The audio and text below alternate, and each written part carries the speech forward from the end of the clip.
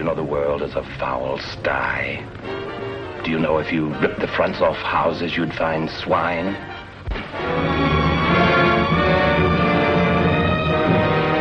I don't want you to touch my mother. So go away, I'm warning you.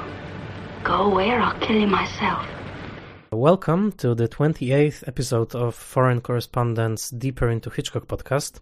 My name is Michał Oleszczyk and I'm joined as always by my co-host Sebastian Smoliński. Hello. It's great to be here again. The world seems to be in ever greater chaos. We are actually recording this podcast under very stressful conditions of the ongoing Russian invasion of Ukraine. As you know, Poland is a neighboring country to Ukraine, so we are constantly reading the news about the war, and we are also witnessing a huge surge of migrants coming to Poland as we speak, literally as we speak. I allow myself to mention this because ever since we started this podcast, we always tried to stress the Eastern European perspective in our looking at Hitchcock. We also traced some broadly speaking Eastern European motifs in Hitchcock's works, so it's also important to us to mention this, that now we are actually talking at a time when this part of the world is in a deep crisis. So, having said that, we are proceeding to discuss a film called Shadow of a Doubt from 1943. So the film has the special distinction of being called repeatedly, although not entirely consistently, a personal favorite by Hitchcock. Hitchcock many times stated that this is his favorite film. At times he denied it. He said that other films that he made were his favorites. For example, in the famous Hitchcock Truffaut book, he actually says, no, it isn't my actual favorite. Anyhow, he said it often enough to consider it, at least, as an interesting fact about Shadow of a Doubt. This is a film that is celebrated by many as one of the finest achievements by Hitchcock. It was made under the logo of Universal Pictures, and its chief collaborator was Thornton Wilder as one of the screenwriters, and we'll also speak a little bit about this because Hitchcock went out of his way to stress how crucial Wilder's cooperation was. He even gave him a special credit in the opening credits, apart from his screenwriter's credit, which is quite unusual. But the main thing to say at the beginning is that this is a Hitchcock thriller. It's definitely a thriller about a serial killer played by Joseph Cotten, freshly off Citizen Kane and The Magnificent Ambersons. He plays Uncle Charlie, who comes to a little town of Santa Rosa, California to visit his family, his adoring family, the chief member of which is Little Charlie. Charlie, young teenager played by Teresa Wright, who idolizes her uncle and who doesn't suspect that he is actually the killer. As she slowly unravels the mystery of his true identity, the true thrills begin, because we are beginning to fear for her life as well. Sebastian, how did you like Shadow of a Doubt, which I assume you saw many times before? Yes, maybe not that many times, but I revisited this film just now, just to talk with you about it. And of course I did additional research, and I know that when I was watching this film as a teenager, I didn't know that it may have so many, let's say, dimensions when you're watching it as an older person, more mature. For me, it's one of the most unsettling of Hitchcock's movies. But at the same time, the one in which he doesn't cross the line, let's say, of obscenity, of being an ugly director, and a mean director. This is something that really strikes me in this film. Maybe this is one of the reasons why so many people like it. And you mentioned that there is this saying that it's supposedly Hitchcock's favorite film. His daughter, Pat Hitchcock, she recently died. She also mentions that one or two times in a video about making of the film. And I think one of the reasons why it has such a high and important position in the Hitchcock canon is because it doesn't have this meanness that, for example, Frenzy has, his British film from the 70s, which by the way, I like a lot, and I'm also looking forward to discussing Frenzy. It was always one of my favorite Hitchcock movies, but given the theme of the film, right, it's a story about the murderer, about the serial killer who kills rich widows, elderly widows, and he considers them ugly, useless, spending money on nothing, having good time when their husbands are dead. And, he has this terrible speeches, very striking moments in the movie, but the film itself, how it's conceived visually, doesn't make fun of old women. And for me, that was really striking. It was the thing that really was very surprising to me, given also the few shots in Downhill. Maybe you remember this sequence in a ballroom when the young man is courted by elderly women, and I know that we discussed it, that it's kind of a mean scene on Hitchcock's part.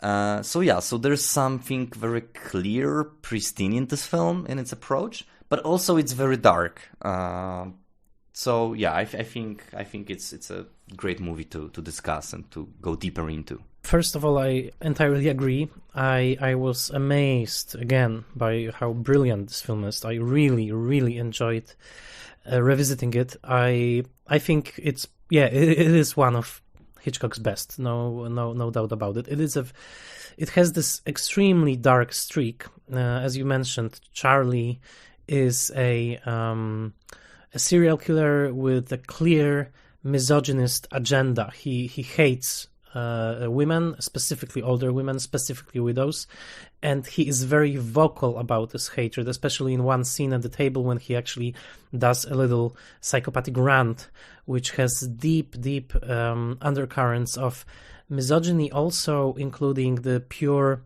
repulsion that he takes at women's bodies, and it's very, very pronounced.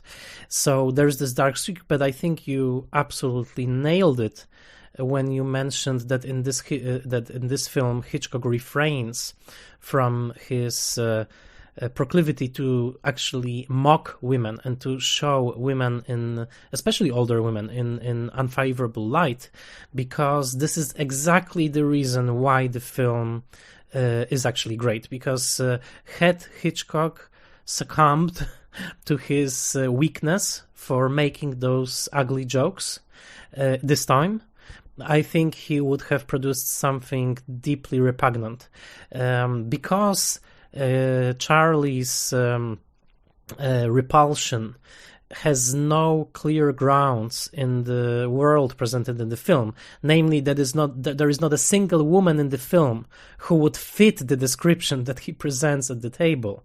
That keeps the movie in good balance, because otherwise I think Hitchcock would have moved towards the dangerous and unpleasant waters of Frenzy, which by the way I don't like. So I will be looking forward to discussing that film. But here it seems that Hitchcock as a director, Hitchcock as creator of this world that we see on screen, doesn't necessarily partake in Charlie's misogynistic philosophy.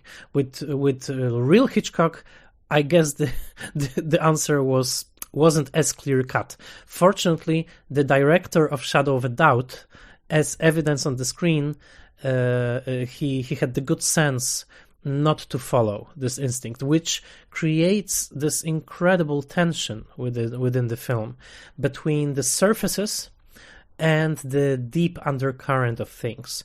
The tension that actually Charlie names directly when he says, to young Charlie, what happens when you tear off the walls from the houses? You will see a pigsty. You will see that people are nothing but animals. And by the way, in this little speech in the cafe, he doesn't differentiate any longer between men and women. He actually calls whole humanity putrid and absolutely despicable. So that's also an important point, that in this speech he goes he goes even more epic. He's no longer only against women, he's against humankind. So I think this creates a beautiful tension. And the second and last thing for the moment that I would say is that the film is so beautiful because Hitchcock has such deep respect and love for three female characters in this film. And this is Teresa Wright's character, whom Hitchcock definitely likes, despite recognizing her naivete. The mother, which I think is a fantastic performance by Patricia Collinge. We will mention later probably that it was precisely at this time that Hitchcock lost his own mother. She died when he was filming this film, so I don't want to take this too far, but it is a loving portrait of a mother.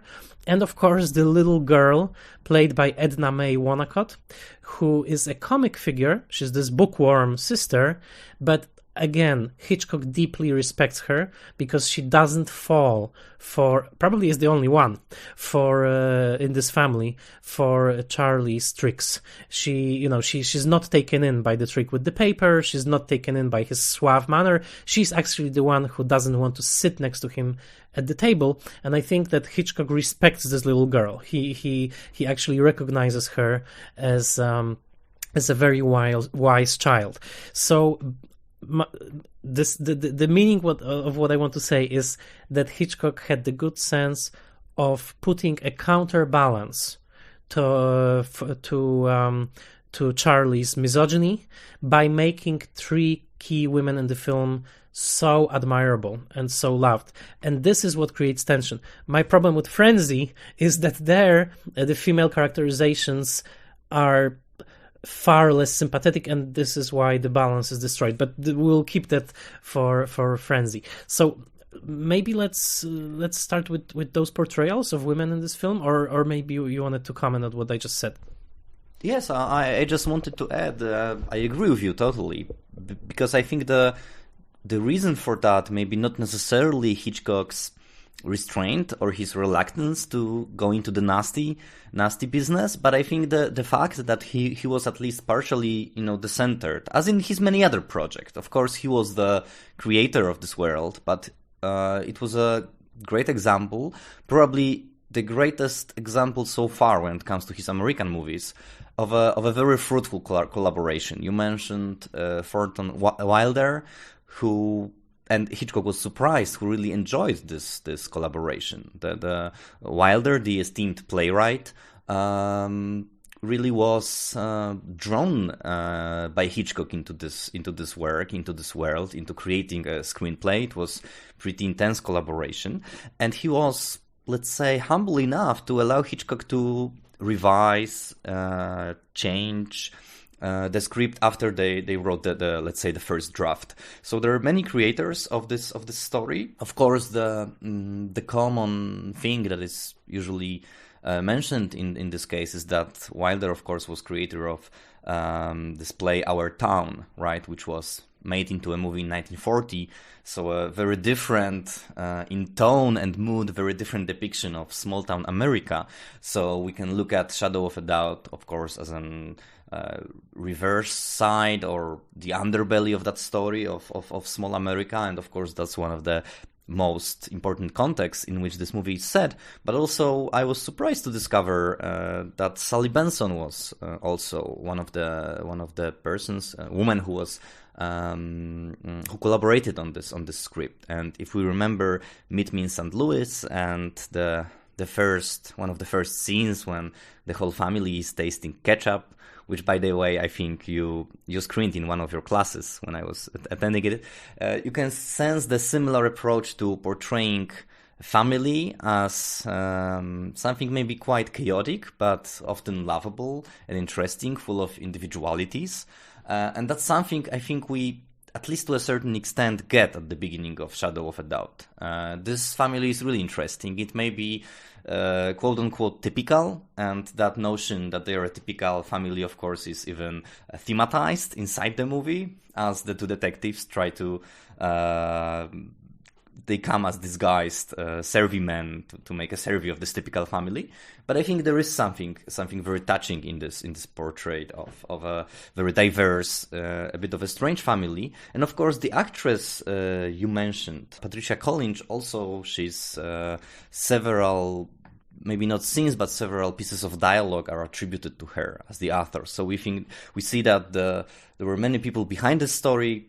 There was even another writer attributed, Gordon McDowell, who wrote the story, the basis of this screenplay, and Alma Reville is also credited. So I'm not trying to say that, once again, Hitchcock is not important here. Of course he is, but I think there was certain degree of change he could put into the screenplay. I know that you've read this text by Thornton Wilder, and I also know that Hitchcock made it darker as he progressed, right?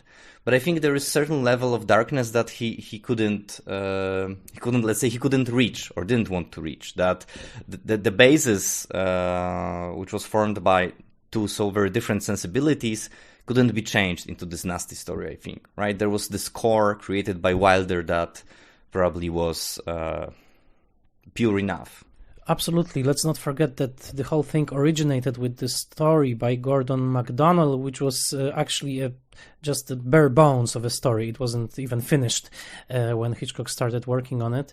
Yes, absolutely. I did read the screenplay. It was published as part of the Thornton Wilder volume in Library of America series.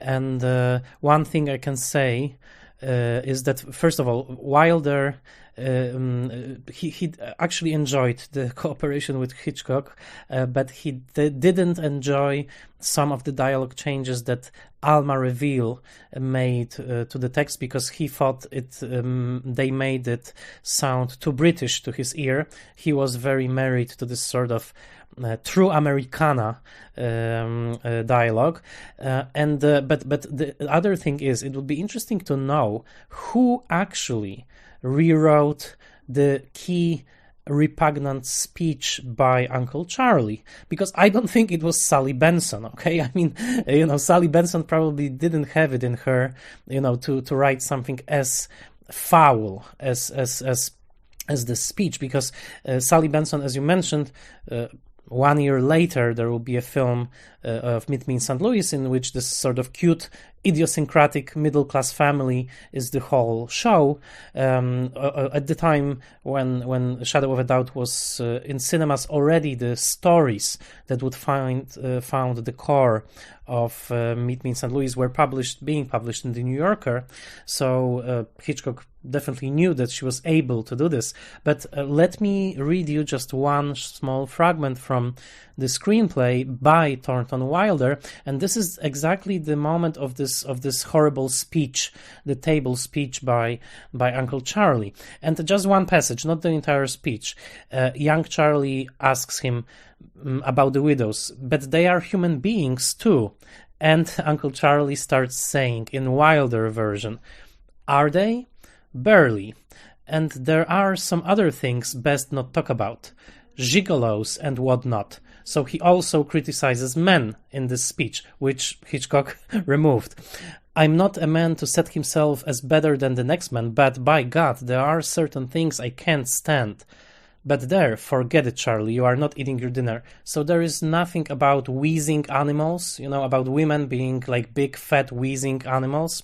There's about eating great meals and, playing bridge all the afternoon, living useless lives, but not a word about those wheezing animals. So this is something that was added, and I don't think by Sally Benson, rather by probably Alma Reville on behalf of Hitchcock. So that testifies that Wilder didn't want this speech to be as vile as it is in the film, which is interesting, I guess.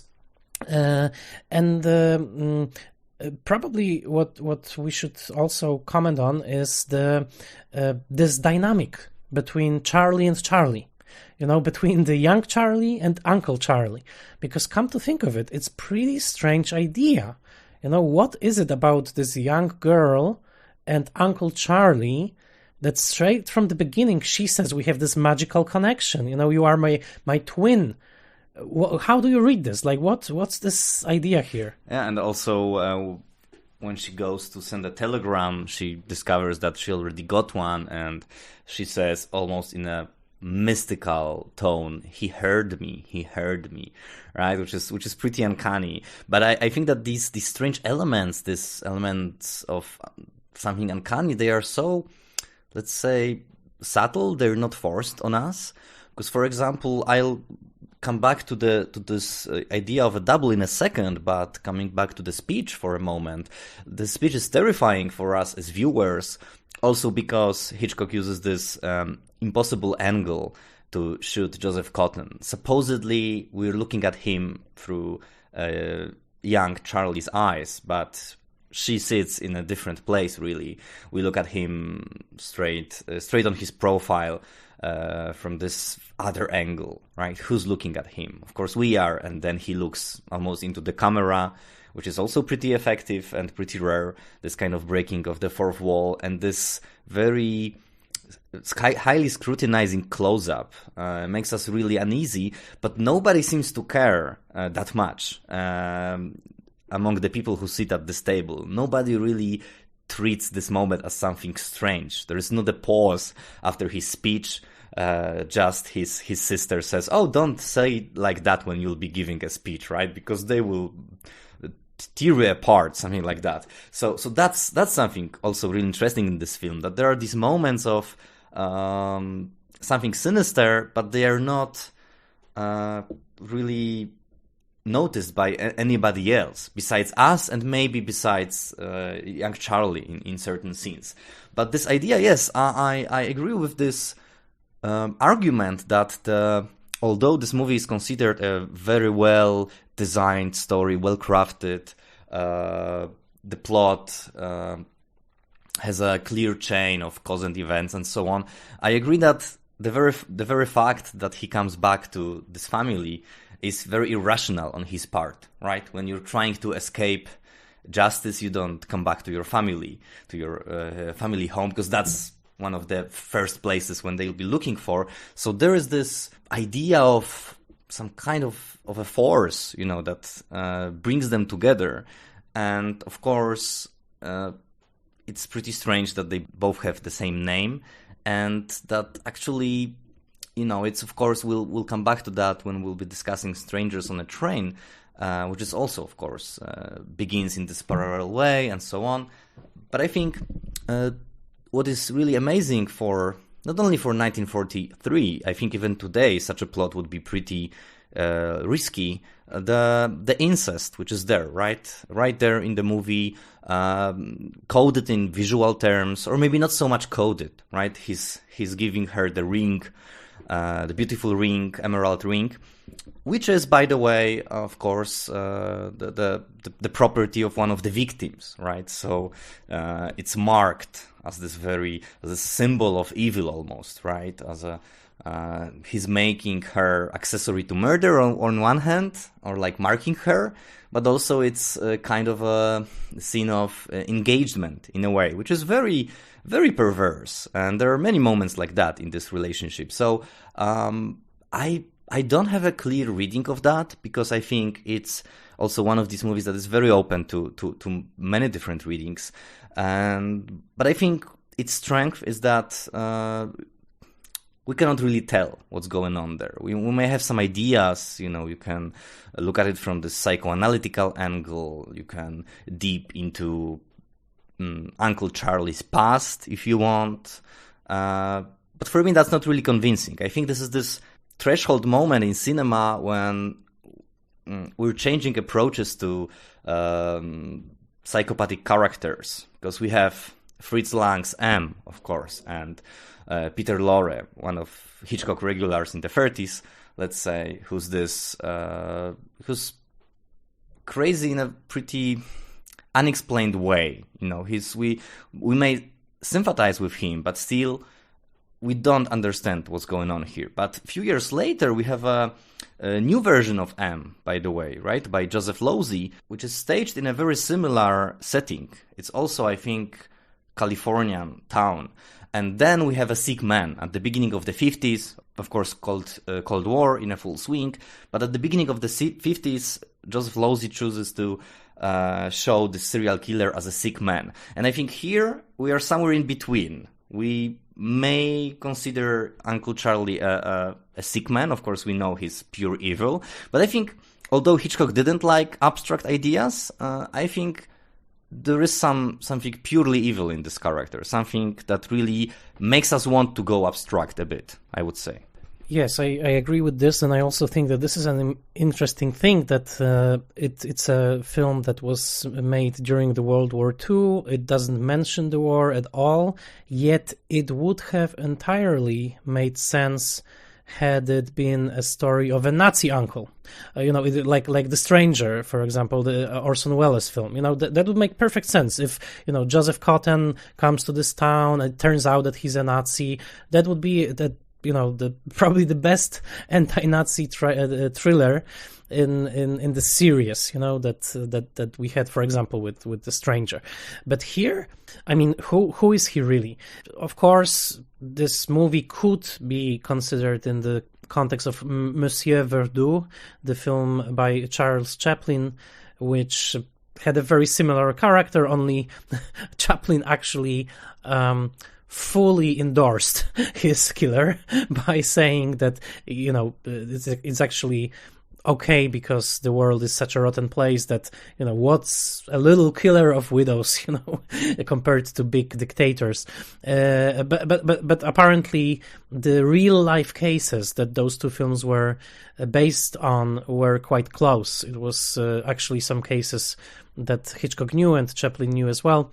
Anyhow, what for me is absolutely fascinating is that, it's a very strange idea with this Charlie, this bond that they have. I think, Hitchcock clears it of any incestuous meanings, but they stay there. There's not a single look in the film that would, for example, indicate that Charlie, Joseph Cotten, has some sexual feelings for young Charlie. He doesn't ogle her. He doesn't treat her in this way. He doesn't say like, "Oh, you're such a young woman." There's nothing like that. So it's very important. But on the other hand, they are framed in the same way as has been commented often. That, the first time we see Uncle Charlie lying on the bed in Jersey City is the same way filmed that young Charlie is lying on the bed in her Santa Rosa room. But on the other hand, there's this absolute clash between the urban setting and the suburban setting. Jersey City, the ugliness, and the beauty of perfect suburbia, let's say. By the way, this is the Eastern European podcast, so we should mention that one of the very first shots of the film is the famous Jersey City Bridge, Pulaski Skyway, named after Kazimierz Puławski, the hero of Revolutionary War. However, for me, this time when I watched this film, I really focused on what young Charlie, is saying before Uncle Charlie arrives. She's a little philosopher in this family. The younger daughter, she may read a lot, and she reads Ivanhoe, which is a little joke, because it's a historical epic, not really suitable for, a child. But she's so precocious, she's reading Ivanhoe. But it's young Charlie who asks philosophical question. What's wrong with us? There's something wrong with this family. We need to fix it. And a short comical conversation between her and her father reveals that she is not lacking in possessions. She's not lacking in anything material. She's lacking in the spiritual energy. She says that this family is dying. We need someone who will renew the family. And the answer to this is Uncle Charlie. And I thought, like, what exactly is it? And she says it in the script even more, that, we were waiting for you. You were what was lacking in this family. And I'm thinking, okay, so what was this family lacking? Like, what is this energy that Uncle Charlie brings with him? And my only idea is extremely vulgar. I think it's the sexual energy. I think that, the father is presented as such a asexual character. I mean, he is avuncular, not Uncle Charlie. The father is avuncular. He's played by Harry Travers, who's so, like gee whiz, old dad, banker. He doesn't really know what's going on. He's not a sexual presence at all. The mother is lacking something. The daughter is lacking something. And suddenly there's this debonair, suave, beautiful young man who, by the way, we see for the first time with a cigar in his hand, right? I think young Charlie says exactly this. This family is lacking the sexual component. There is not a real man in the house. And of course, real meaning sexually active. So, and I think that Uncle Charlie, who comes to this house and makes the mother behave as she's a smitten young girl to her own brother, right? She says, "Oh, I needed you so much. Finally, I'm happy." She's, he treats her as a young woman. He looks at her sister and says, "Oh, I remember you when you were standing in front of our house. You're so beautiful." He sees the woman in her, the physical woman that her husband stopped seeing in her years ago. So I think there's this Freudian family romance going on here, which of course is even more interesting because ultimately young Charlie will have to kill Uncle Charlie, right? Maybe too much of the sexual energy in the household is not a good thing. I don't know. That's just my interpretation that I came up with. That's a very interesting interpretation, and what I think is the problem also is that, of course, Uncle Charlie is the epitomizing the sexual energy, but also if they think he's able to kind of change that house in that way, of course it's misplaced, because we don't know what kind of sexual energy he has really, right? That's the point here, that we don't hear. Of course, we couldn't receive the information that he was raping these widows and then killing them, right? But since, of course, serial killer movies, stories, it has its own mythology, but I think it's fair to say that under this very sexual surface, and I think Joseph Cotten never looked like that in any other movie. Not only sinister, but he just looks different. I don't know even how to describe it, but he's different in Citizen Kane or The Third Man. Here, even his facial features give a different impression, that. But I think there is something quite not explosive, but imploding in him. So I think in many ways he's impotent, on many levels. And of course, that would be a more traditional psychoanalytical reading, right? That he's repressed, he's trying to release his sexual energy in a different way, by killing these women, by associating himself with evil. But I think what you said is very important, because of course we have a double quasi-incestual relationship, right? Of course, not only Charlie and old Charlie, but as you mentioned, the way scenes with mother are staged, it's also very, very telling. And her last moment, right, when she cries in public that he's leaving, it's very moving, but it's also very, very strange. And the way that she's almost naive to the point of, being ridiculed when she doesn't really comprehend what he's saying. And also, I think the problem with sexuality goes beyond that particular household, right? Because we mentioned that we don't have shots of, let's say, nasty, ugly women, for example, in Rebecca at the very beginning. The whole point of the story is to let a young woman live without this older lady who's like, taking her juices out of her life, because she's such a terrible creature, this spinster, or I think she's a spinster, not the widow. But here we have a newly created widow, right? I mean, this woman who is quite attractive, and she's a, let's say, freshly made widow. Her husband died recently. She appears in a bank, and then she follows, she almost stalks Uncle Charlie, which of course is funny in itself, because she appears in the train at the end, ready for fun, ready for adventure, right? I think they're going to San Francisco or something, right?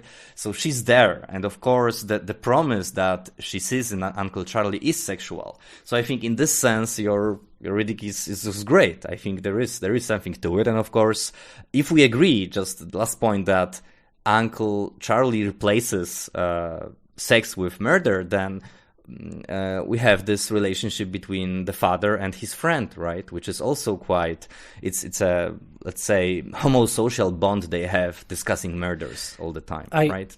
I completely agree, but you just made me think of something, is that, and I think you actually made my reading complete in a way, because yes, there is something very strange about how Joseph Cotten looks in this film, and I think he's this is crazy, because this goes into like impossible determinations, but I don't think he's sexy at all. There's nothing in him that would he's suave, and there's this radiance to him. He seems to be this perfect bachelor material, but there's not a single scene in the film when you would look at him and you would think like, oh yeah, this is he's a very sexy man, or no, there's something is off, something is strange, as you said, that perhaps perhaps is impotent. That's one reading of it.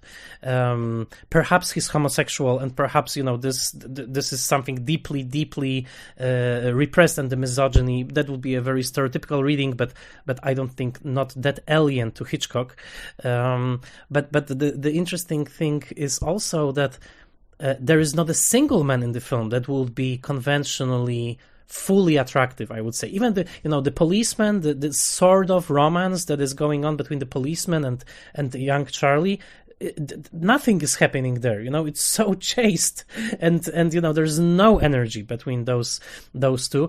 And by the way, I made an interesting mistake this time when I was watching the film, because there's this shot of the policeman who is directing traffic at the streets of Santa Rosa, this whole sequence of presenting an ideal community, which I think David Lynch parodied later in Blue Velvet. And I think Steven Spielberg also paid a little homage to it at the beginning of Jaws, when he is presenting Amityville. It's exactly the same series of shots, the same staging of this perfect community. And I looked at the policeman and I thought, for the first time in my life, I thought, oh my God, it's a woman. I thought it was a very old policewoman who was directing the traffic. It wasn't voluntary on my part. I just thought, oh my God, it's an older lady. And then, of course, it turns out that it's a man. But he's very, rotund. He has those very, very, very soft features. So for a second, I was mistaken that it's older lady policeman who is doing this. It's of course my mistake. But when you remember that, Charlie speaks about, those fat women, and who had problem with weight? Of course, Hitchcock had problem with weight, right? He didn't control his urges, and he became extremely... By the way, from what I read, he was at his fattest, at his most obese when he was making this film. So it's very strange that Charlie admonishes women for getting fat at the time when Hitchcock's body becomes extremely big, and when he also becomes, woman-like in his shapes in a way. So I would say that would be an interesting Freudian reading just there. But just one more thing to finish this line of thought is that my ultimate reading of young Charlie is that she's extremely brave young woman. She's extremely brave because when she discovers the truth about Charlie, she reads this piece of newspaper in the library. She doesn't escape, she doesn't run away, and the most important thing, she starts to confront her uncle. There's this incredible scene at the dinner when he keeps telling his stupid jokes, and little Charlie or the girl Charlie starts to attack him with irony, saying that, maybe this time you wouldn't need to play little tricks with your newspaper. This is like, attempting the murderer. I mean, she knows at this time that he's a murderer, but she's not afraid of him. She actually confronts him. She's taunting him, right? So this is very interesting. In this way, she is actually a version of him, meaning that she has the strength actually to confront him. And she's not just, some Victorian parody of a woman that we know, for example, from The Lodger, right? Or from Blackmail. Then when she's, attacked, she immediately escapes and, she's helpless because that's what Victorian era wanted us to believe about women. She's actually confronting the rapist. She's confronting the aggressive male. And I think this is something that Hitchcock probably saw in American women of the time, of the 30s, the strong American woman that, of course, the American cinema of 1930s celebrated, the women who were in the workforce during the World War II. So I think Little Charlie also presents a break in Hitchcock. She's not, of course, we know those adventurous women in Hitchcock, like from the thriller period, but this is a very young woman who wasn't trained in the ways of the world. She's still a virgin.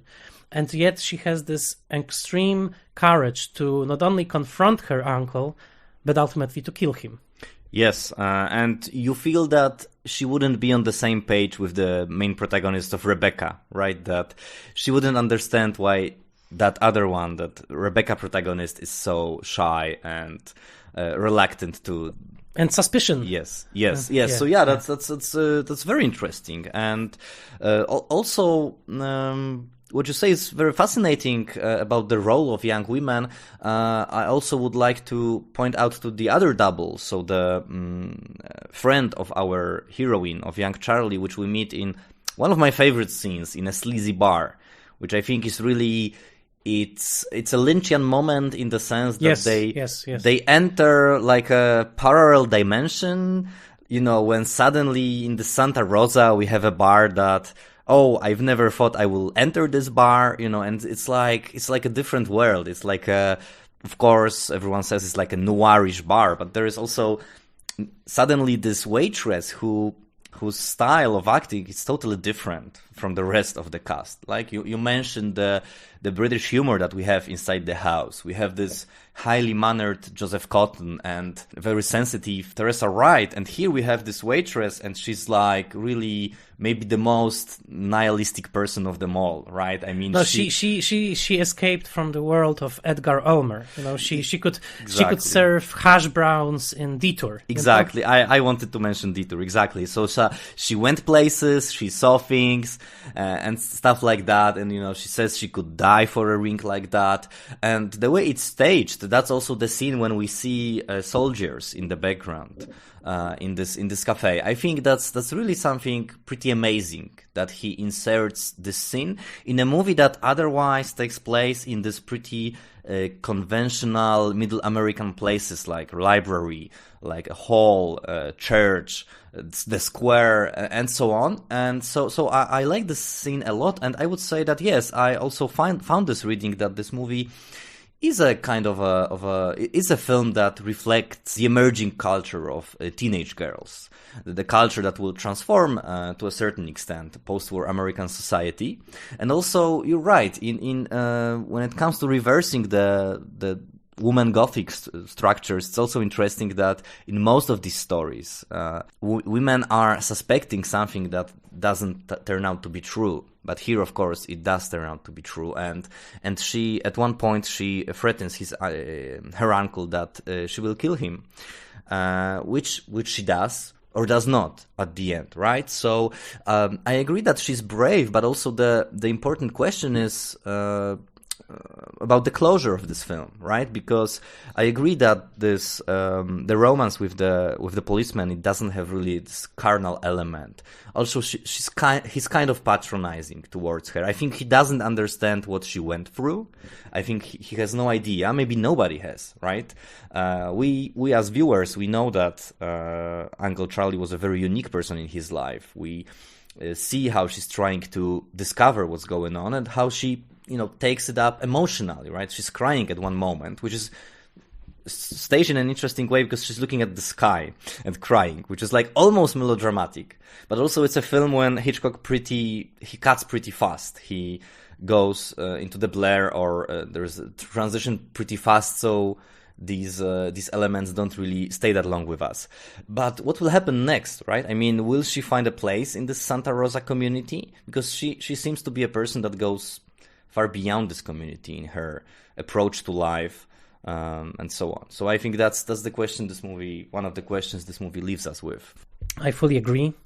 I also think it's a film that we won't be able to exhaust in this conversation, because literally every other scene begs for some commentary.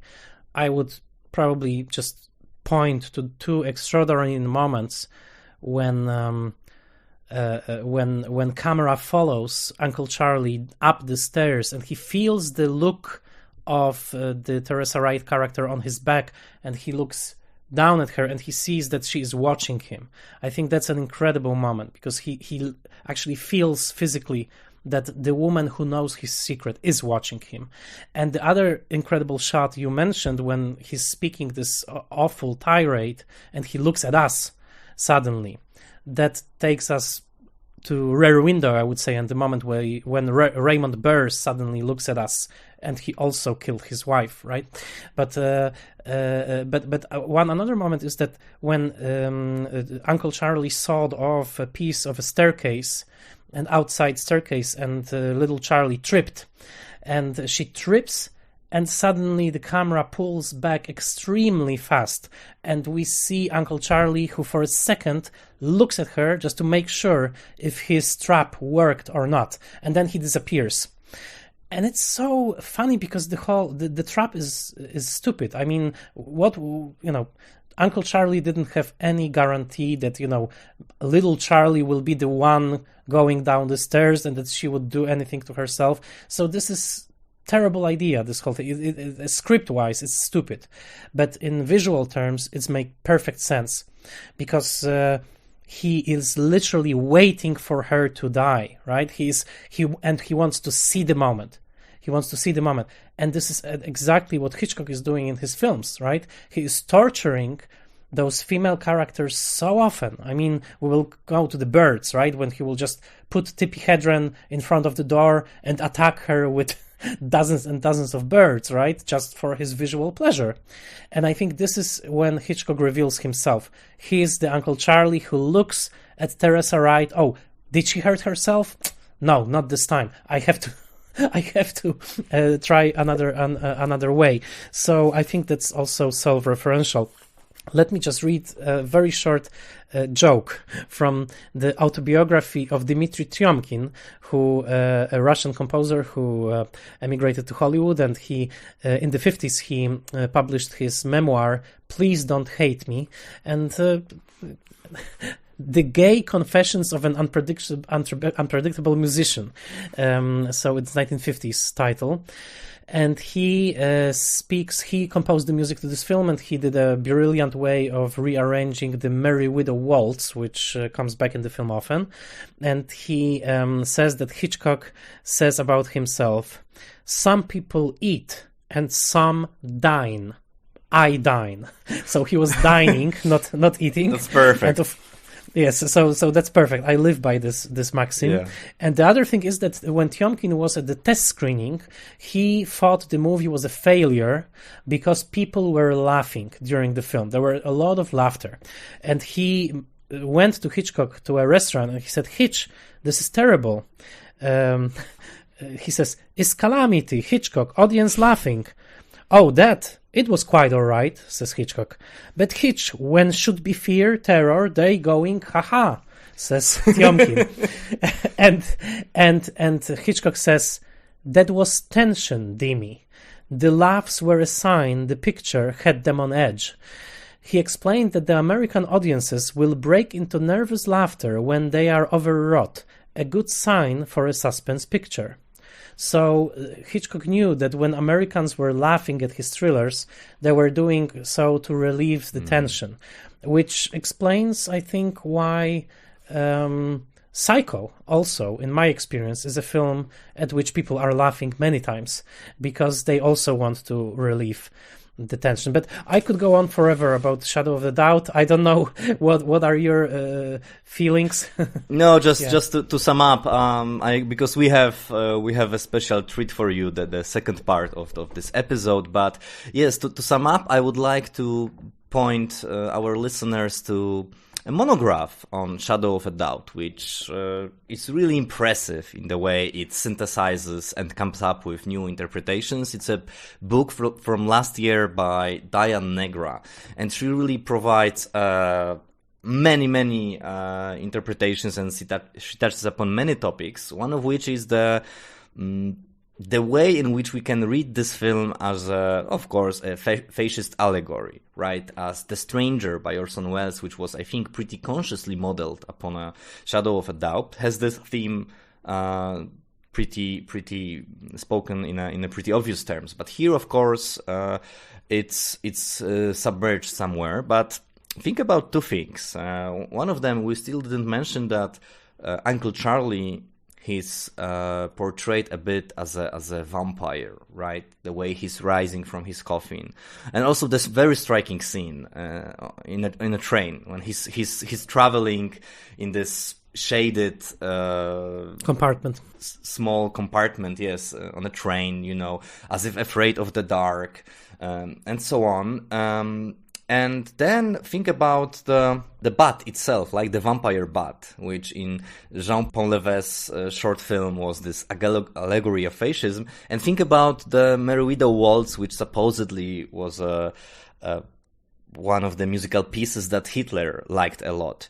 And think about the fact that in previous versions of the script, Uncle Charlie was a man who traveled a lot. He says something like that in the finished picture, that he was going around the world since he was a teenager or something like that. So we have this association, this contamination of Uncle Charlie with foreignness, the association of Uncle Charlie with Hitler's favorite music, and so on. And I think even if we don't need Shadow of a Doubt to be a historically specific film, because it goes beyond it, we still watch it and enjoy it, I think it could be more or less palpable to the audience at the time that there were these foreign associations to him, and he was a bit like this, I don't know, phantom of Nosferatu, let's say, right? So I find this interpretation very, very interesting. So if you want more of this type of interpretations, go to Diane Negra's book. I like this reading a lot. I didn't read the book, so I would love to read it. I think what is missing is a strange accent, because he speaks too well for an American, but I will read Negra's argument. And now we proceed to the second part of the episode, and we will have a special guest that Sebastian will introduce you to. It is my great pleasure to introduce Professor Philip J. Skerry. He taught me a lot about movies. He's a professor emeritus at Lakeland Community College in Ohio. He also taught many other classes at John Carroll University, Cleveland State, and Baldwin Wallace. He also wrote a couple of books about Hitchcock, Psycho in the Shower, which is devoted entirely to the examination of Psycho and its most famous scene, and Dark Energy, Hitchcock's Absolute Camera and the Physics of Cinematic Spacetime. In that book, in Dark Energy, he discusses Shadow of a Doubt in a really unique and fascinating way. That's what we'll be talking about. Please welcome Professor Philip J. Skerry. Hello. Sebastian, you were my favorite student at Cleveland State. In that tiny class, if you remember, we had about 8 students, and two of whom were just auditing the class. And they were, I think one person was actually older than I was, which is not unusual in a community college or a state university. But anyway, so you kept me going at Cleveland State. I'll have to say that. Thank you. That was great. I remember our screening of Dog Day Afternoon, The American Friend by Wim Wenders, right? Those were the movies we were watching. Yeah, that's one of my... I love movies visually, but I also love soundtracks and the music of films. That's why I love Bernard Herrmann's scores for the Hitchcock films. But the score for An American Friend is one of my favorites. And for the life of me, I can't remember the composer right now. But anyway, yeah, those were great films to screen. And what is it's probably a very long relationship, but what is your relationship with Hitchcock? How your passion for this director started? Why you decided to devote him to books? Just in a few sentences so that our listeners would know, where do you come from as, let's say, Hitchcock fan? Well, I think it started before I knew anything about movies, when I just was a viewer, just like everybody else who watches movies. And I was 15 years old when I saw Psycho for the first time. And the way Hitchcock presented the marketing of the film, he was as important as the movie. You couldn't escape them. I mean, I would go to a whole bunch of movies and not even know who the heck the director was or what a director did. So I could see a John Ford Western or a John Huston film. But with Hitchcock, it was Hitchcock Psycho. You saw an image of him in the ads for the film, and it was kind of unusual to see the director. And this is what he wanted. This is how he presented himself. He wanted the director to be known as the prime creative force in the film, not the studio, not the producer, but the director. And this he learned from his experience with German cinema in the 1920s, when he went to Germany to do an Anglo-German co-production. And he saw how powerful the director was, and people talked about the director. So he said, I want people to talk about me. And so I knew Hitchcock before I knew anything about movies. So when I was teaching, I just gravitated, speaking of dark energy, I gravitated towards Hitchcock and thought, why not teach a whole course on Hitchcock?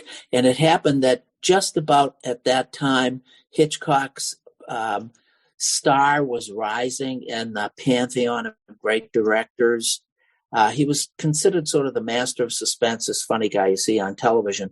But once the French critics got hold of him in the 50s and 60s and said, he's a very important director. And then Robin Wood said, why should we take Hitchcock seriously?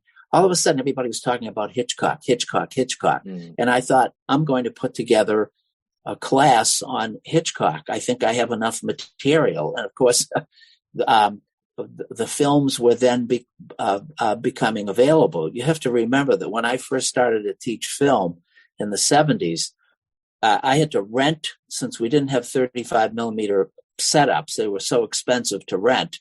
I had 16 millimeter films. I had to rent them from film companies, catalogs. And there were just a whole bunch of films that weren't even available. I remember when I was trying to get a copy of, this will blow your mind, trying to get a copy of Citizen Kane to teach. I think the company that had the rights to Citizen Kane at the time, I think it was Films Inc., Films Incorporated, and they had a very thick catalog.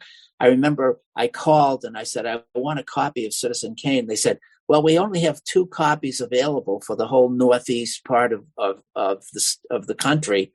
And he said, one of them is not projectable because it has so many splices. I said, well, send the other one.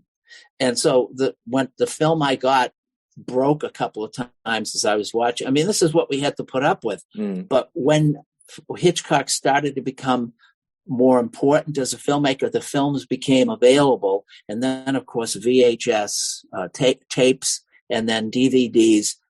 All of a sudden, the whole canon was out there to use. I mean, now I think you can get all of Hitchcock's films in one form or another.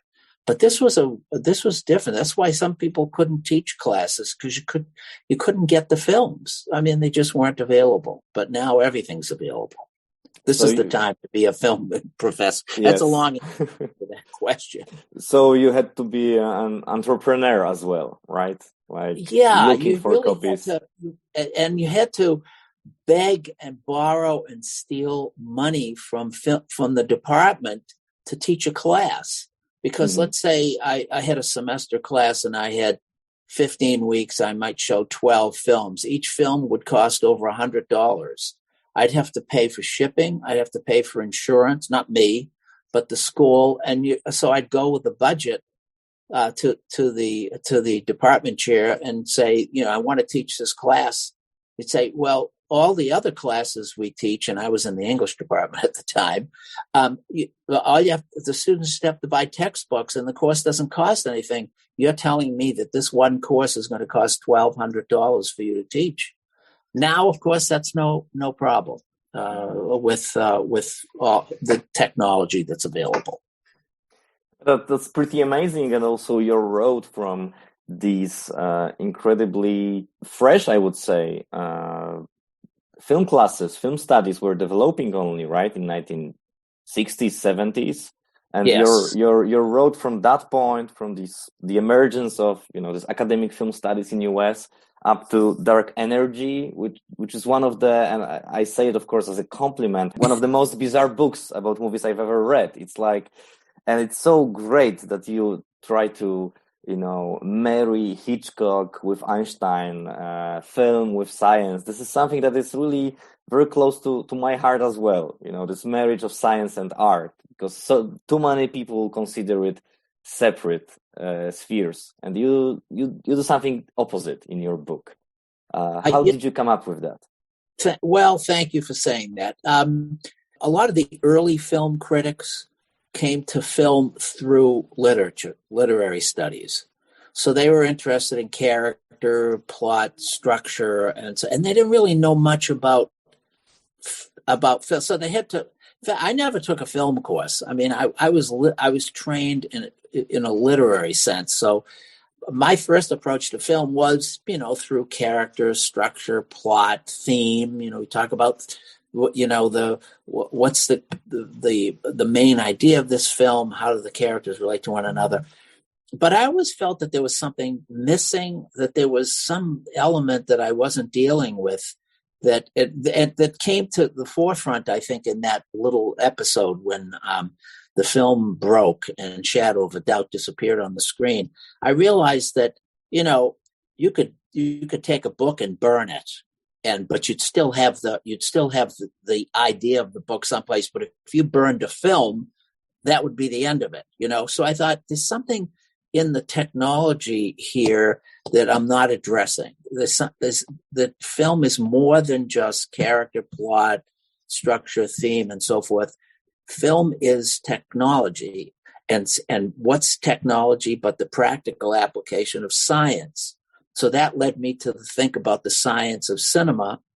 And at the same time, I read this article in my local newspaper about dark energy. I write about it in the book.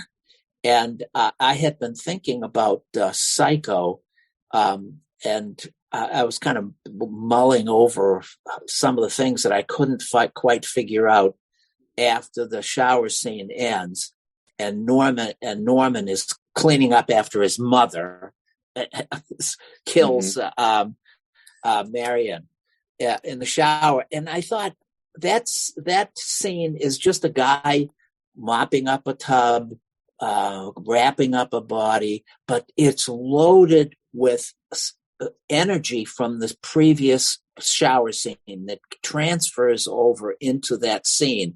And so you're so shocked by that scene that the energy from that earlier scene is transferred, but you can't see it. It's sort of in your mind. But now Norman is cleaning up after this horrific act. And I thought, I couldn't quite put my finger on why that was such a powerful. I didn't write much about it in the book because I sort of stopped at the shower scene. That why is that scene so powerful? Because if you just saw it without the previous scene, it wouldn't mean anything. So it made me think about something in this film you can't see, but that is affecting the whole scene. And then I read Dark Energy. To that article about dark energy, I thought, first of all, the term itself, dark energy. I mean, it's just it's like Harry Potter, dark energy. And then I thought of all the darkness metaphors and literature and so forth. And then I started to explore it, and I found this online course called Dark Energy, Dark Matter, The Dark Side of the Universe by Sean Carroll, who's one of the greatest astrophysicists. And so I got that program, I watched it, And I said, I have to do something. There's something going on here that I'm not able to quite put my finger on. I'm going to start exploring it. And that's how it started. And I got in touch with Sean Carroll, and I said, I'm thinking of doing this project. Would you be willing to talk to me? He said, yeah, sure. Come on out to Caltech. And so I wrote up a proposal, and I sent it to my editor at Continuum, David Barker, who first looked at it and said, I don't understand what this is, what you're trying to say. You need to clarify it. So I sat down and thought about what I wanted to say and read as much as I could about. Then I got onto Einstein, and there seemed to be so many connections to Hitchcock, not only in the timing, but in the experiences of his. And so one thing led to another. I put together a better proposal, sent it to David Barker, my editor at Continuum, and he said, all right, I'm going to go to the editorial board and pitch this. He said, you sure you can do this if we okay it? And I said, yeah, I think I can do it. And then all of a sudden I get a contract from Continuum with a not a very good advance, but enough money for me to make the trip to do my research. And I said, do I sign this? Can I pull this off? I don't know anything. I don't think I got more than a C in any science class I took in college. I said, can I pull this off? And I said, yes, I think I can, because it's funny. A lot of my ideas I get intuitively. And that's why I like Einstein and Hitchcock, because they said intuition is important. I had a feeling, I knew what I wanted to say. I knew it was in my head somewhere, but I didn't have it fully articulated. And I said, if I could actually sit down and start thinking about this, doing my research, watching the films, looking for these ideas, that I could pull that off. So I did. But I'll tell you, halfway through, I had a crisis of confidence, and I thought, I still have half this book to write. But I kept working at it, kept doing it, and I sent it off, and they Continuum had been bought up by Bloomsbury Press. And I thought, well, are they going to honor this? But so Bloomsbury said, we'll do it. We'll publish it. And so that's it. And I got another physicist to speak to me too, because I didn't want it to seem as if here is this amateur talking about science without a scientist saying this is a legitimate way to look at things.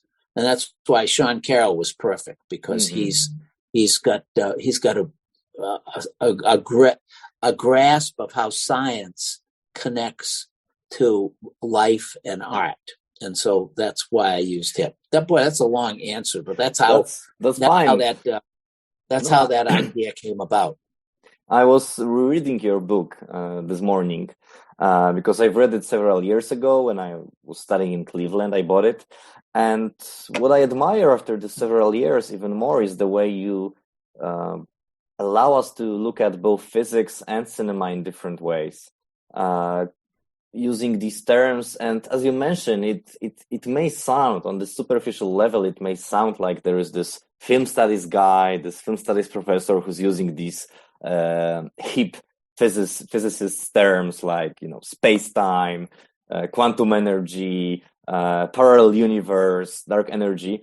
But it really makes sense here, and you do your best to show us that it makes sense. So, for example, just for the sake of unraveling it a bit, what is the connection, in your opinion, between this term space-time and a single shot in cinema?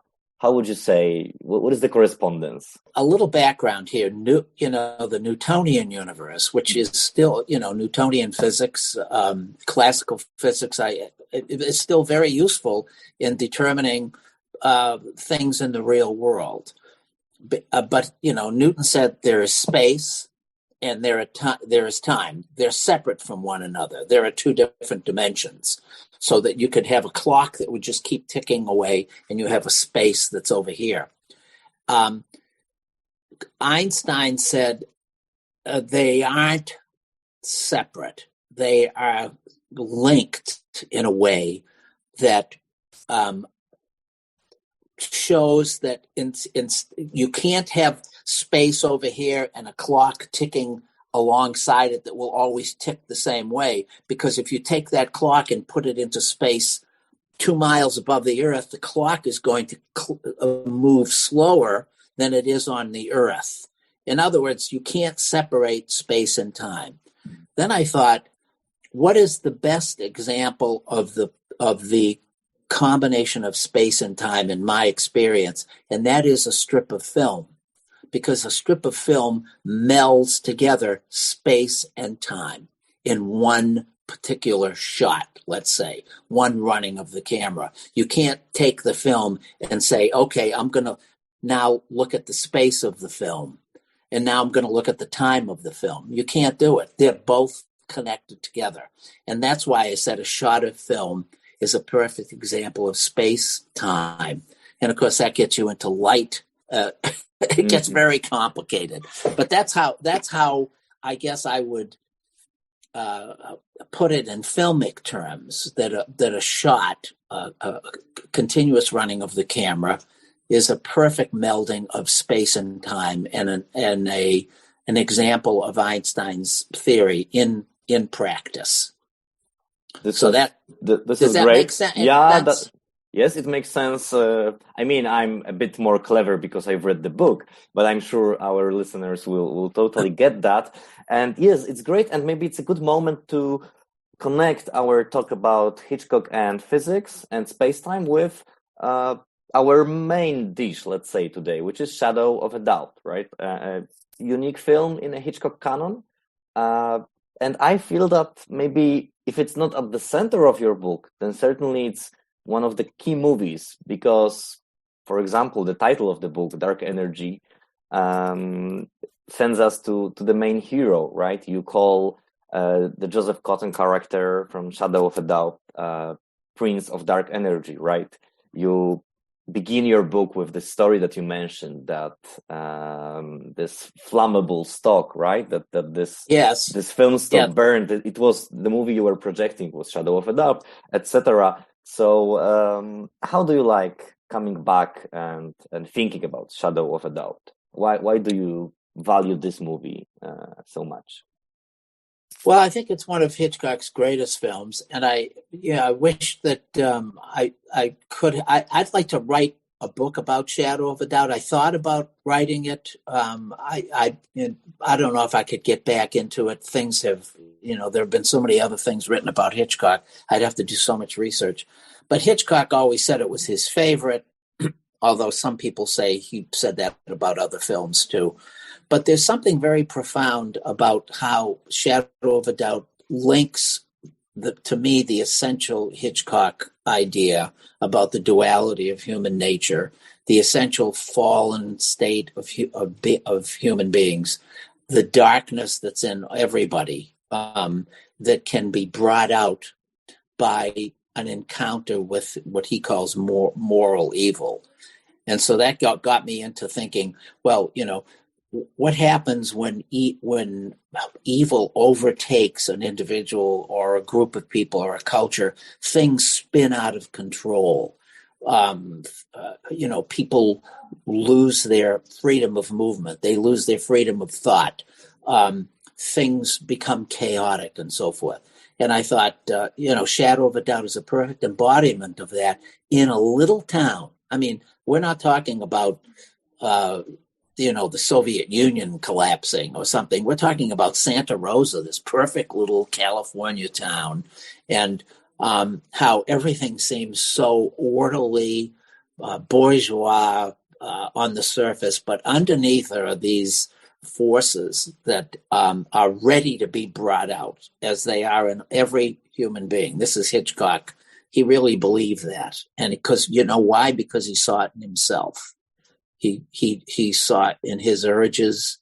in the kinds of films he makes and his fascination with murder. Let's bring murder into the living room where it belongs. I think he saw this as a perfect way to get his ideas across. And he loves, if you want a great film, the more evil the main character, the greater the film. That Hitchcock Truffaut interview. And the more evil the theme, the greater the film. Mm-hmm. So what could be a better embodiment of that than Uncle Charlie, who is dapper, cultured, sophisticated, but underneath he's Satan. He's an evil character, but he presents himself as the exact opposite. And he comes into the life of his niece and brings out her dark energy, antimatter, and that explodes in violence. That's underneath the surface, and then it manifests itself in that scene in the train when she becomes the killer. The greatest scene in that film, I think, is the scene outside the house when she realizes who this guy is. And she says in the most and then, this is Teresa Wright, who's just so bright and sparkly. She says, like a film noir, a femme fatale, she says, "I'll kill you myself. You get out of town or I'm going to kill you myself." And, it reminds me of, all the Westerns that I saw where the bad guy says, "I'm going to kill, get out of town or I'll kill you." She said, "Get out of town or I'll kill you myself." And of course she does. She kills Charlie. She doesn't mean to do it, but she does. She throws him off the train. And the audience is so happy to see him crushed by the train coming in the opposite direction. And of course there are the trains. Hitchcock loves trains. So it's just got everything in it, It's got a great cast. It's got his puckish kind of playing around with evil, with Joe and Herb talking about the best way to kill each other. Now, if I were going to kill you, I wouldn't bother with poison. I'd just hit you over the head with a lead pipe. And you laugh and say, "Wow, these two guys are crazy." Anyway. Mm-hmm. It's a bit of I would say, of a British humor, maybe, taken from his British years. Yes. In fact, during the pandemic, we've been looking, my wife and I look for things to watch on and there's just so much out there, but we love BritBox, Acorn TV, and of course, Amazon Prime, but we love British murder shows. Mm-hmm. Because like Murder in Paradise, which is a very Hitchcockian idea, or, Father Brown Mysteries or the Agatha Christie stuff. And there's always somebody who gets murdered, but it's not grotesque. Some of them are grotesque, but it's always like, oh, here we have a small English town, and oh yes, so and so has been stabbed in the back, and then all these characters run around, and this is Hitchcock's. This is how he was brought up. His Cockney sense of humor, his fascination with murder being in the living room where it ought to be, where it belongs. Yeah. You speak about this movie in a very, very beautiful way, and I wanted to invite you to our podcast specifically. I mean, there were many reasons. One of them being, you're such a respectable Hitchcock scholar, but also because of the way you describe a single scene. I love this analysis of the introduction of Uncle Charlie into the movie. I really think what you did there, how you describe it, how you see this scene as somehow connected with dark energy. I mean, for me, that was a totally different way of relating to Hitchcock movies because of the attention you pay to details. And when I was rewatching this scene, those of you who saw the movie, it happens in like third minute of the film, right? There are just few shots of outdoor locations, and then we enter the apartment where Uncle Charlie lies on the bed, and you describe the way in which Hitchcock, by the use of framing, mise en scène, rhythm as well, suggests this idea of something sinister in this character. And when we put this idea of dark energy to it, that he may be this embodiment of dark energy, it really makes him even more sinister in this almost cosmic terms, we could say. The parallel opening scenes where you have that link, Eisensteinian link. Eisenstein's theory of montage, he talks about intellectual montage, where the shots aren't connected by a location connection or a character, but they're connected by ideas. Those two opening scenes, six shots, I think, in each one, are intellectually connected with one another. And so that brings up the idea of the double, which Hitchcock, I think, knew intuitively about moral evil and the dual nature of human beings. But he got from his experience in Germany and German Expressionism and the doppelganger, I'm not sure if I'm pronouncing that the right way, but doppelganger, I think works its way through in the connection of those two scenes. And the way Hitchcock goes from, outside to inside, using the window. In fact, I was going to write a book about rectangular shapes in Hitchcock, especially windows, but I never got to it. But anyway, the way he brings the camera through the window into Uncle Charlie and the lighting and so forth. I had a lot of fun analyzing that. And I have to say, I owe a debt to an article that I read in one of the French-influenced journals, cinema journals. And I wish I could remember the critic's name, but he actually timed the scene and then timed the individual shots within the scene to look at the overall structure of the scene, the rhythm and so forth. It got me, and I did that, and it got me right inside that scene and inside those shots. And once I was inside those shots and I saw how they were connected to one another, I discovered a whole bunch of things. But it was a good experience for me because it made me look so carefully at the film. Now, this is what I couldn't do when I first started to teach film, because you couldn't stop unless you had a moviola, unless you were editing. You couldn't stop a scene, and you couldn't run it backwards and analyze it. You couldn't do a still frame unless you had the right technology. Now, with DVDs, you can look at a scene, you can run it backwards, you can slow it down, you could look at an individual shot. So if I didn't have the DVD and that technology, I wouldn't have been able to do that. And I think we have that advantage now. But it made me look from inside the scene to outside the scene, if you get my sense. Mm-hmm. And the movement of Uncle Charlie, Joseph Cotten, if you get a chance, when his back is turned to us and he gets up and he moves over to the window and the light shines upon him, the way he moves, look at the Salvador Dali film, The Andalusian Dog, and look at the movement of the character in one of the scenes. He looks a lot like, he's built like Joseph Cotten, wide shoulders, and he's wearing a suit jacket, and he moves in a certain way. I am convinced, I didn't put it in the book because I couldn't really prove it. I'm convinced that Hitchcock had that scene in mind, the way Uncle Charlie moves. And there, that scene has a sinister quality to it in Andalusian Dog.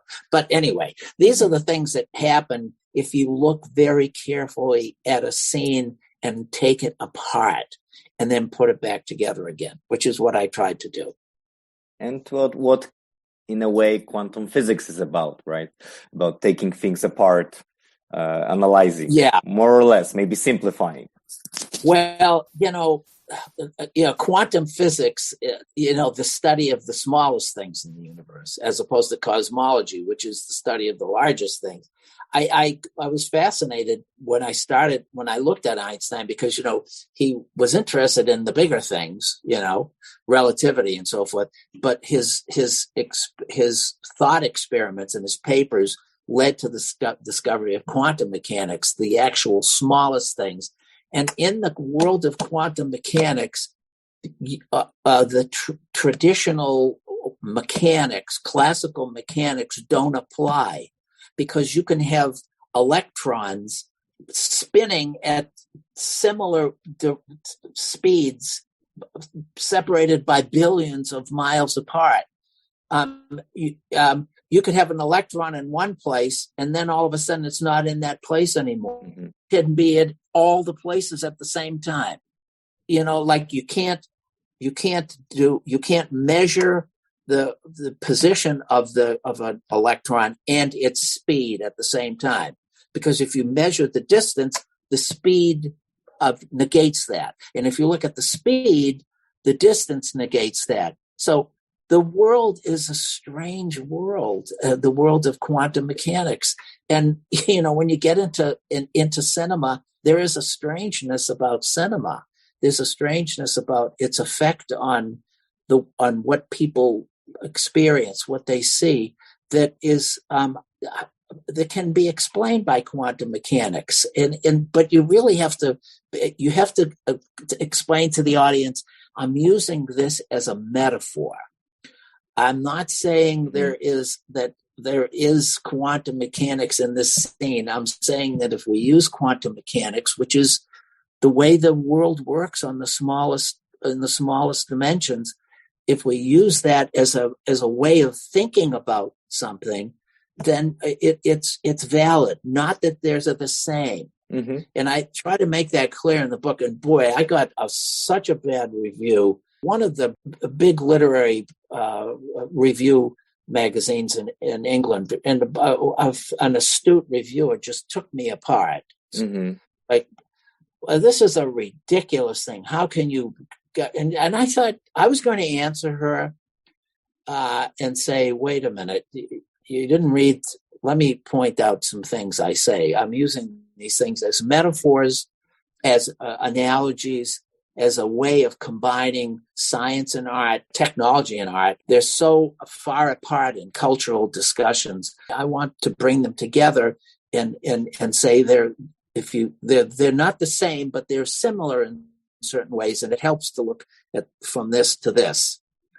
I'm way off in the distance here, but you get the idea. Mm-hmm. That it's metaphorical, but it's relevant. Yeah, I totally get that, and I'll be interested to read this critical review just to see what the points were. But I'll send you the link to it. Thank you. But I felt bad about it. I sympathize. I can imagine, but I know that you consulted your book with scientists, right? I mean, I did. I had, in fact, Ulrich Rudel. And Nandor Bokor, yes, he's at the Budapest University of Technology. He really liked what I said. Now, he's a scientist and a Hitchcock scholar at the same time. And I have a friend in France, Alain Kersenkoff, who is a physician, and he's also a Hitchcock scholar. Oh, yeah, I know him. Mm-hmm.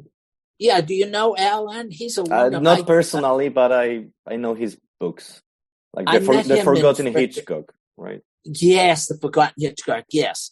I met him in France. We took a trip to France, and we met him and his wife, and we had lunch together.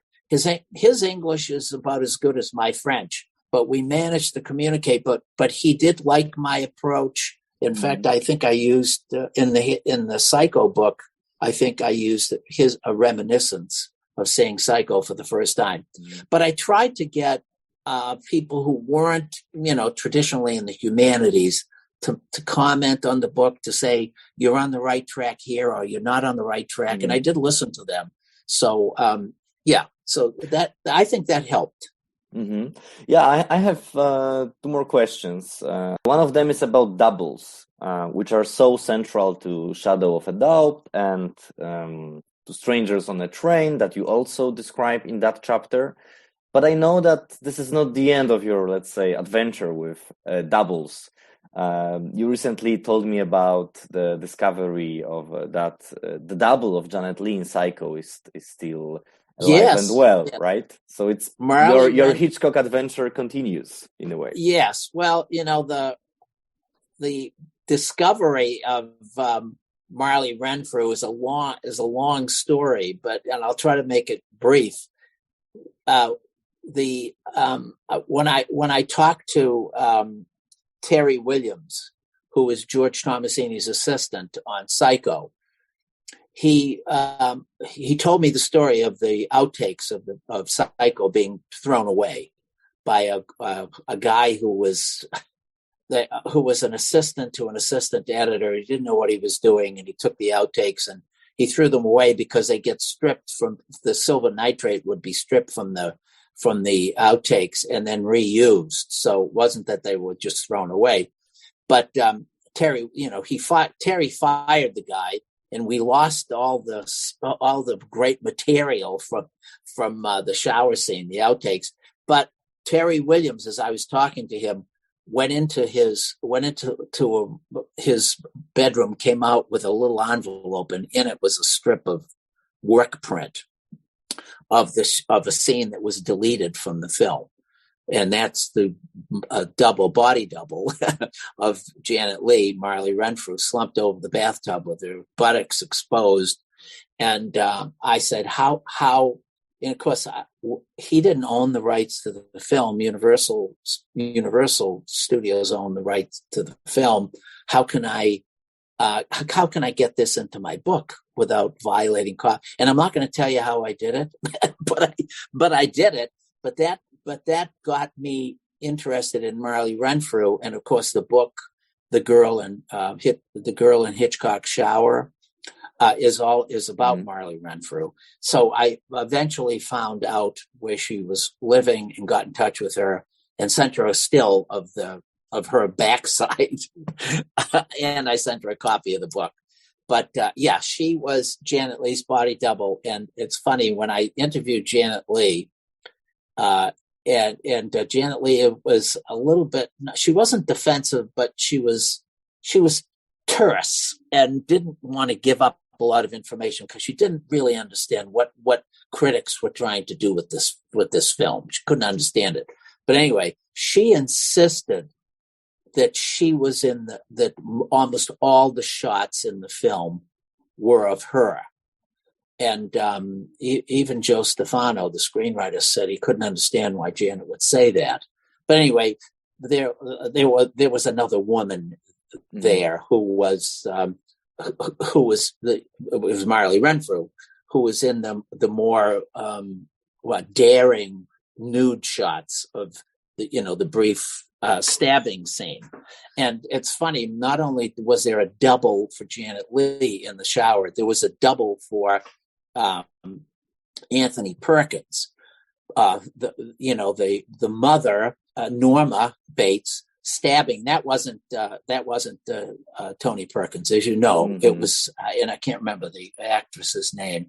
It was somebody else dressed up like him. So it was a woman dressed up to be a man, to be Tony Perkins, who was dressed up to be his mother. Now you figure that one out. Now we're in triples now. We're no longer in doubles. But Hitchcock loved the idea of doubles, and it's a long literary theme. There are doubles in Dostoevsky. There are doubles in Western literature throughout. So I think he was drawing on that. But what better way to say we have a dual nature? I mean, you can find it in Judaism, Christianity. We are, light and dark. And I think Hitchcock capitalized on that by making them separate characters, sometimes separate scenes that connect together. separate locations, all kinds of things, and it gives an internal structure to the film, to a scene, but to the film itself. And that's why Shadow of a Doubt, I think, I mean, it's loaded with these doubles, and the doubles shift, and they shift positions and so forth. That's true. And I was thinking about this depiction of American small towns or suburbs. And of course, you may point to the whole tradition of suburban cinema. But I was thinking about David Lynch when I was reading your book. Probably also because if you saw the third season of Twin Peaks, then there is this episode with an atomic bomb, which is pretty amazing. And I was thinking about Blue Velvet, and I was wondering if we also could kind of use these metaphors that you propose of dark energy to, for example, speak about this film. And of course, many great directors were inspired by Hitchcock. But actually, I've never asked you if you consider David Lynch, a talented disciple of well, Hitchcock. The scene that to me epitomizes Lynch's Hitchcockian influence is in Blue Velvet, where the kid is mowing the lawn, and in this beautiful, sort of suburban setting, and down inside the leaves of grass, Walt Whitman, the leaves of grass is an ear that he finds. And I thought Hitchcock would love a scene like that, because here you have this small town, and on the surface it seems fine, but underneath in the grass, who knows how many, and you could walk out into nature and enjoy nature and sit under a tree. Do you know, maybe there are bodies buried under there? How many skeletons are under that tree? How much rot is, underneath the surface of the earth. So, yeah. And I think David Lynch, this is his universe. I think Lynch's humor is darker than Hitchcock's humor. Not in Frenzy. Frenzy, I think, is Hitchcock losing his sense of balance, in my opinion, and losing his sense of humor. I think there's some humor in that film, but the film is dark in a David Lynch sense, So I think Lynch is influenced by Hitchcock, yes, but I think I think he's way more cynical in the way he sees things, because even in Shadow of a Doubt, Uncle Charlie is defeated and little Charlie is saved, but the world is still ready to spin out of control. But at that particular moment, it's ordered, but it's always ready to. And if you look at the world the way it is, and I don't want to lecture about this, but the world is always ready to spin out of control. We're seeing it now with Russia and Ukraine. Yes, and thank you for mentioning that, because we are recording this podcast. I mean, me and Michał in Poland. So we, as we always say, we try to bring this Eastern European perspective on Alfred Hitchcock. And yeah, we definitely feel that menace that is not far away from our border, actually. Yeah, right? I'm worried about. Well, of course, we're all worried here with this guy who's has all this power, and he has all this enmity against the West, and he wants to get back at the West for destroying the Soviet Union. He's a dark character. There's no question of it, and he could, through his own actions, spin the world out of control, and it's frightening. So it can happen in a little small town. It happens inside human beings who go out and kill a whole bunch of people for who knows what reason. It's a scary world, and it's always ready to become even scarier. And I think Hitchcock knew that. He knew that about himself, and he knew that about the world, and I think he puts it in his films. But he always had hanging over his head the production code, especially in England and in the United States. And he didn't have the freedom that Lynch has in portraying certain kinds of things, because he had a censoring organization that didn't let him get away with a lot of stuff. And the double was a good way. The double was a good way of getting around the hurdle of the production code, because he could suggest things by hooking them together, scenes together, characters together, without doing something explicit until Psycho. Then that was different. That's a great point. And so my very last question about dark energy, because when you finish a book, it's done.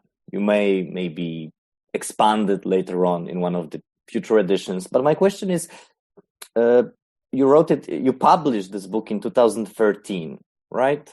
Almost 10 years ago. Did you think about this topic after that? Did you discover something more about dark energy as a term? What happened within these 10 years since the publication of this book?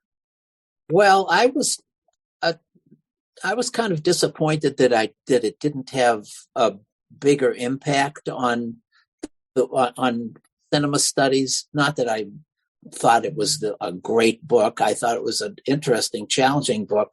But I did get a review in a Hitchcock annual that was, I think, a pretty good review. But generally, it didn't have an impact, and so I was a little disappointed about it. But I think I continue to think that dark energy is a good way of. I mean, first of all, it's a scientific thing. We don't know what it is. We don't know. People know how it works, but we're not exactly sure what it is.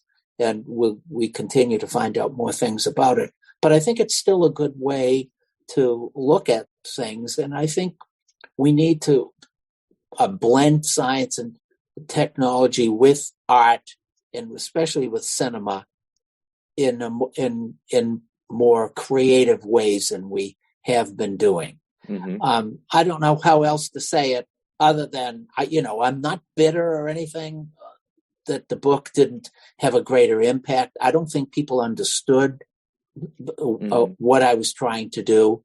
And I was reading it over this morning, and some of it is a little bit on the heavy side. Maybe it was a little too challenging in ways. It was challenging to write.